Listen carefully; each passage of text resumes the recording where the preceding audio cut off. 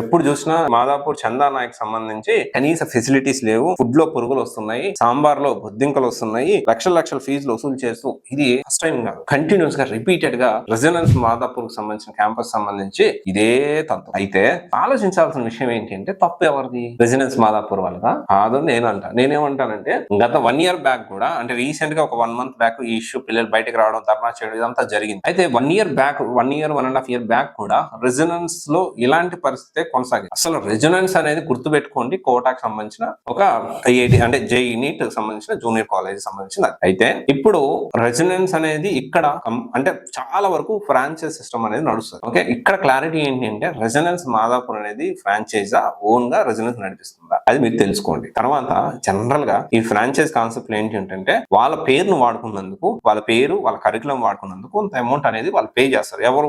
నేనున్నా నాకు so and so నాకు ఫ్రాంచైజ్ కావాలి అనుకుంటే, ఇంకొక దానికి ఫ్రాంచైజ్ కావాలి, జూనియర్ కాలేజ్ ఫ్రాంచైజ్ కావాలంటే అయిపోయి కొంత అమౌంట్ పే చేసి అడ్మిషన్ మీద, లేకపోతే కొంత మనకు ఉంటుంది, లేదు లంసమ్ గా ఒక 10 లక్షలు పే చేయడమో, ఒక 20 లక్షలు పే చేయడమో, లేకపోతే లంసమ్ గా ఒక అడ్మిషన్ మీద ఒక 10% పే చేయడమో, 20% పే చేయడమో చేస్తాం. సో ఇక్కడ హాస్టల్ ఓన్ హాస్టల్ కాదు, హాస్టల్ థర్డ్ పార్టీ ఉంటుంది, కాలేజ్ పేరు ఎవరితో, చెప్పే క్లాసులు ఇంకెవరో. సో దీన్ని బట్టి తప్పు ఎవరిది? అసలు కాలేజీకి ఎలా ఉంది, లక్షల లక్షల ఫీజు కట్టేబుల్ అంటే నేను లక్షలు కడుతున్నాను కాబట్టి బాగుంటుందని భ్రమలో ఉంటున్నారు తల్లిదండ్రులు. అంటే చదువు ఇంపార్టెంట్ 100%. ఒక మిడిల్ క్లాస్ నుంచి లోయర్ మిడిల్ క్లాస్ వాళ్ళకి ఖచ్చితంగా చదువు అనేది అవసరం. అండ్ అప్పర్ మిడిల్ క్లాస్ అవసరం లేదా అంటే ప్రతి ఒక్కరికి చదువు అవసరమే. కానీ ఖచ్చితంగా చదవకపోతే ఫ్యూచర్ లేదు కాన్సెప్ట్ మాత్రం ఒక middle class lower middle class కే ఉంటుంది. ఇది రియాలిటీ. ఎందుకంటే చదువు రాని వాళ్ళు, వేలు ముద్ర వేసే వాళ్ళు, కోట్ల టర్న్ ఓవర్లు ఉన్న కంపెనీస్ రన్ చేస్తున్నారు, వాళ్ళ దగ్గర పని చేసేవాళ్ళు బాగా చదువుకున్నారు. ఇలాంటి సిచ్యువేషన్స్ కూడా ఉన్నాయి. సో చదువుకి, కెరియర్ గ్రోత్ కి, డబ్బులు సంపాదించడానికి అసలు సంబంధం లేదని నేను స్ట్రాంగ్ గా బిలీవ్ చేస్తాను. ఓకే,